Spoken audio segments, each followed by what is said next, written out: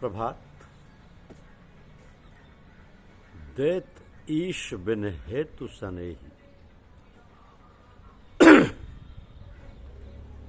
यह हमारी आज की आध्यात्म चर्चा का विषय। देत ईश बिन हेतु सनेही। मनुष्य न जाने कितने जन्म जन्मांतरों के संस्कार लिए हुए पैदा हुआ है।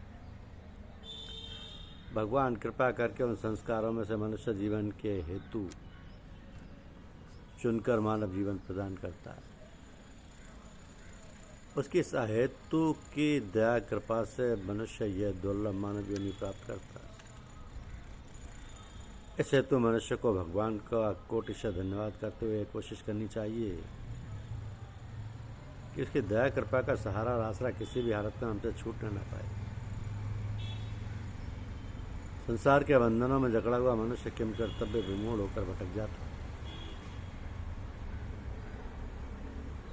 किंतु जिन्हें परमात्मा पर श्रद्धा और विश्वास है वो किसी न किसी तरह से भटकाव से बचकर अपनी जीवन यात्रा सफल बनाने में कृतकार्य हो जाते हैं।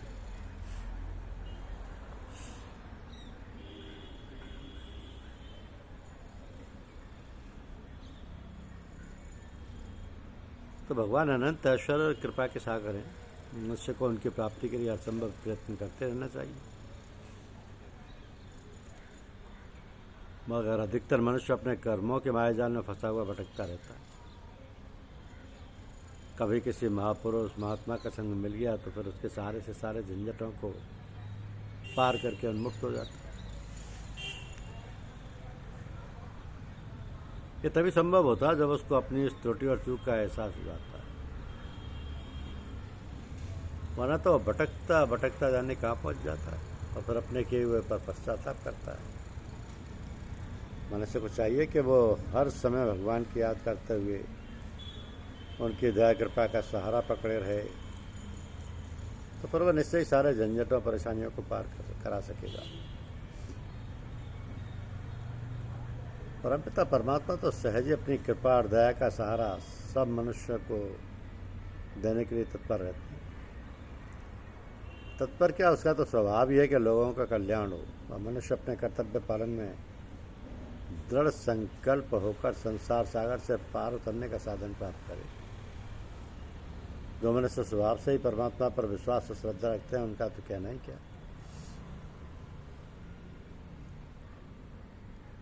वो तो हमेशा सभी झंझटों से बचे रहते हैं। क्यों ना फिर हम सब लोग जो भी भगवान के पूजा का ढोंग रखते हैं ठीक प्रकार से अपने कर्तव्य कर्म करें और भगवान का सहारा और आसरा लिए हुए सारी समस्याओं का समाधान का सरलतम उपाय है ये। निद्रा और आलस्य में पढ़कर हम अपने जीवन के मुख्य उद्देश्य को भूल न जाएं, क्योंकि मनुष्य जीवन बड़े भाग्य से मिलता है, इसे याद रखें और अपने कर्तव्य पथ पर आरूढ़ रहें। कहा है ना कि ना हम कुछ हंस के सीखे हैं ना कुछ रोक के सीखे हैं, जो भी थोड़ा सा सीखे हैं किसी के हो के सीखे। तो दुनिया में जितने भी लोग हैं सब अपने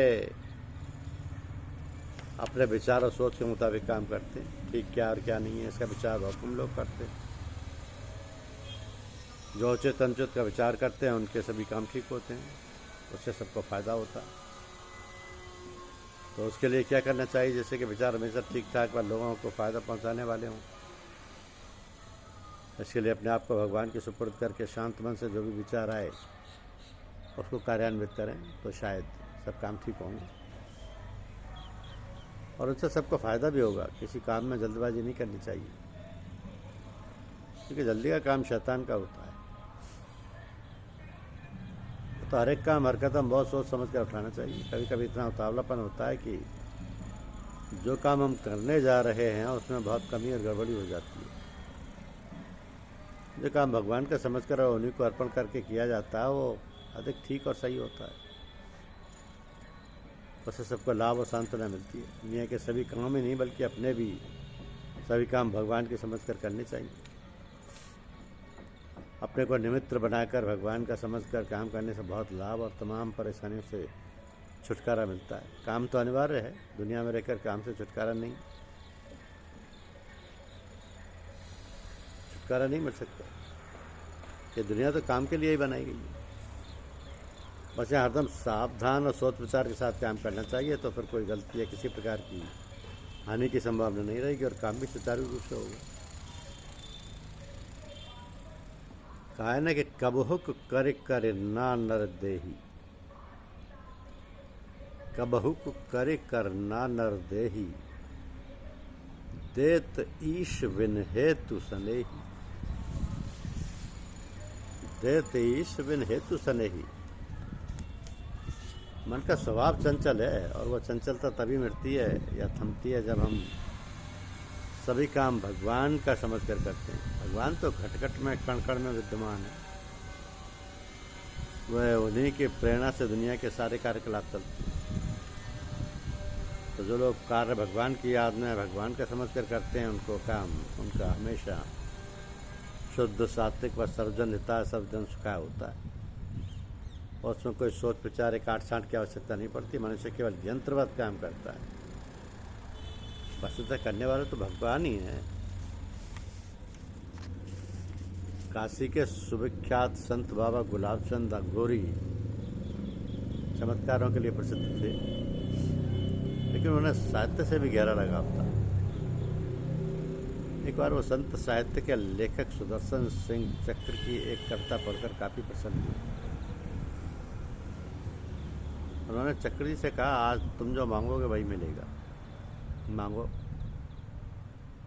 जो इच्छा हो दिल खोल कर मांगो।